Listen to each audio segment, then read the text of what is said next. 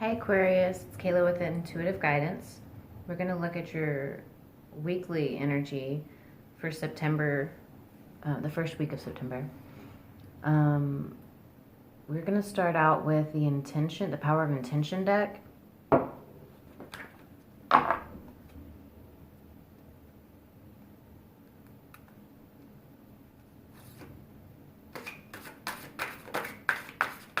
To see what we need to focus on this week.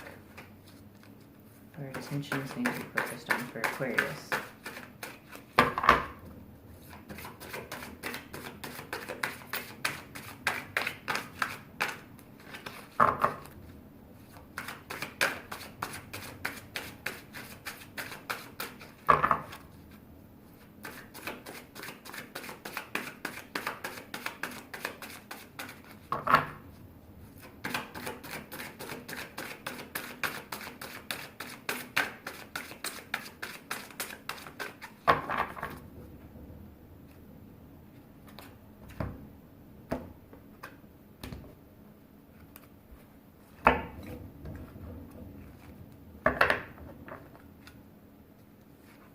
Practice unbending intent. When you practice unbending intent, you match up with the intent of the all, creative universal mind. So keep a solid picture of the task you want to accomplish in your mind and refuse to let that intention disappear. Now we're going to look at the Enchanted Map Oracle. Look at the overall energy for Aquarius.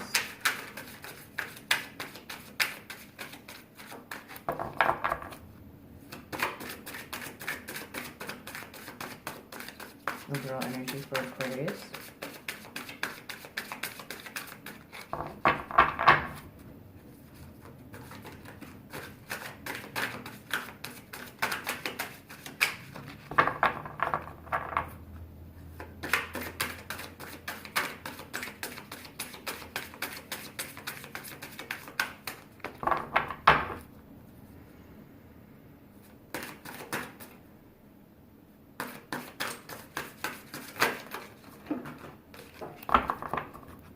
Take the one that fell on the floor. Magic Stream. I'm going to read from the book. Number 18.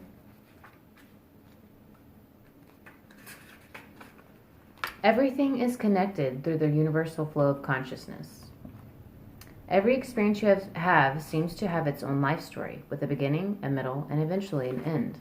However, there is danger in seeing events as separate from one another, since in fact they are all part of a continuity and a greater evolution. Like an ever-flowing magic stream, your experiences filter through the whole world, one leading into another, informing and influencing still more. Inspiration, invention, and revelations rarely come to just one person. The collective awareness is a shared storehouse of potential. When you remember you are a part of the fluid continuity of life, you become a channel for great inspiration. Allow the magic to flow through you and carry your dreams into reality. Your success will benefit many. Awesome. Okay, now we're going to look at the tarot to clarify the minor arcana. Clarify for Aquarius. Seven of Cups means you have many choices.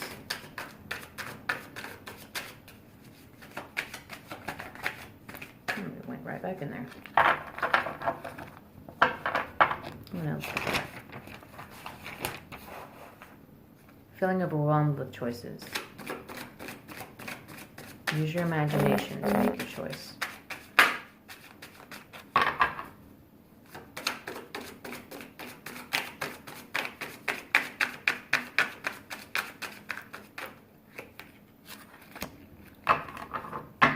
Ten of Wands.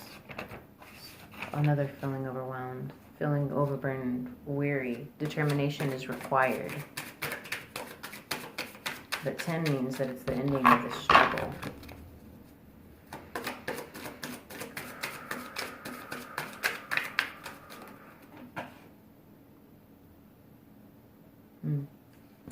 Ten of Swords. disappointment, end of cycle, failed plans. It's another 10. 7 is transition, 10 is ending, which means new beginning. Aquarius.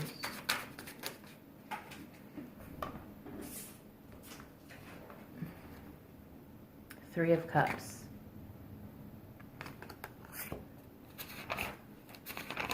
Three of Cups is happiness and achievement, wedding, family, celebrations.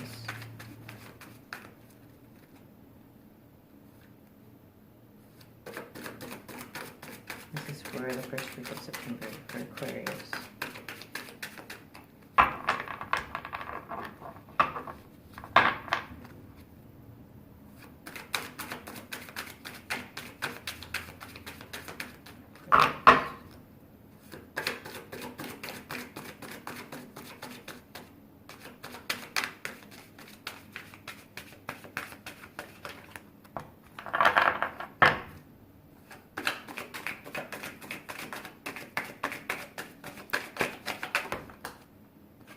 Seven of Swords.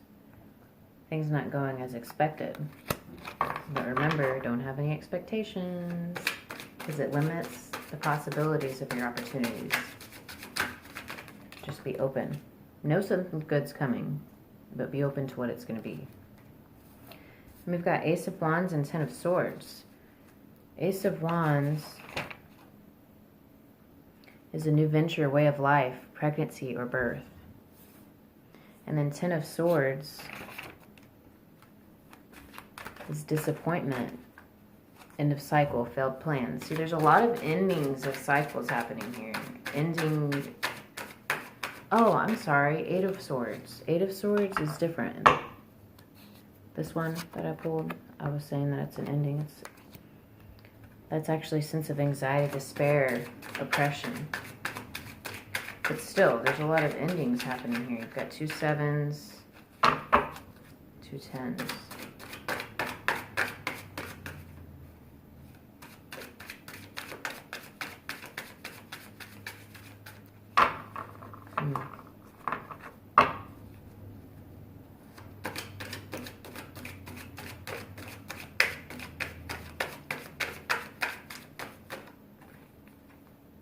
King of Pentacles, you're taking care of your money, whatever you're doing concerning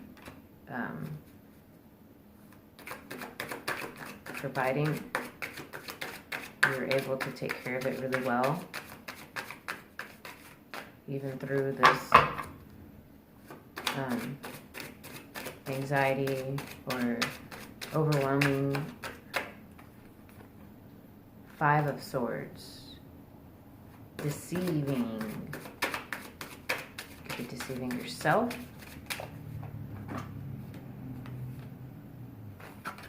Knight of Wands. Change of home, long journey. There could be travel indicated.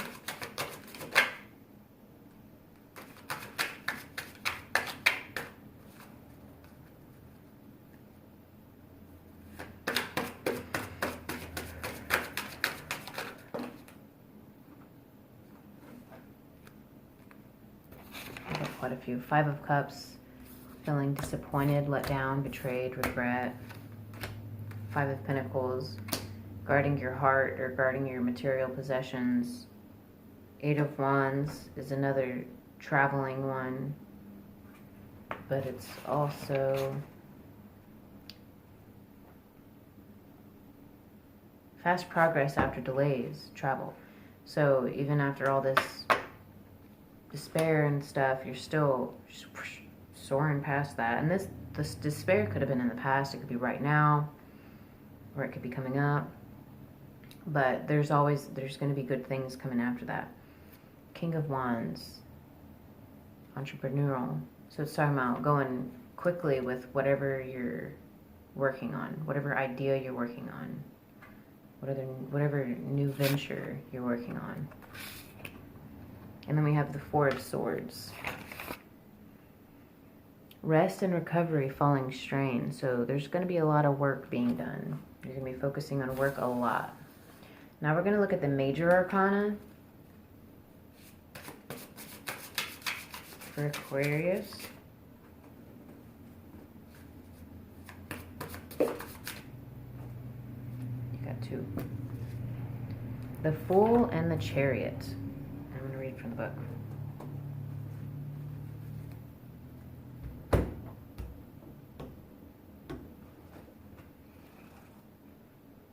The Fool is something of a conundrum, for all is not as it may first appear in this card.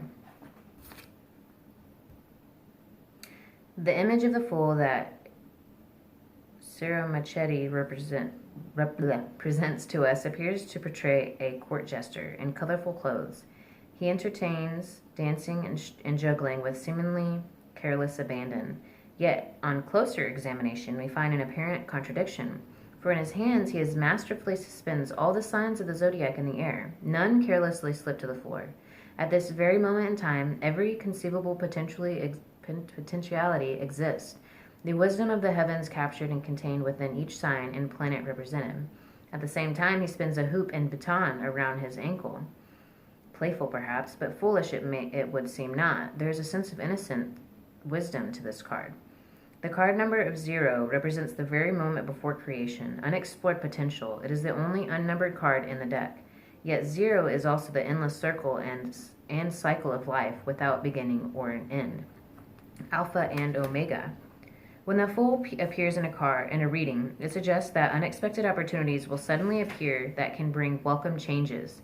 You need to remain open, as it will involve the need to make a major choice, seemingly out of the blue.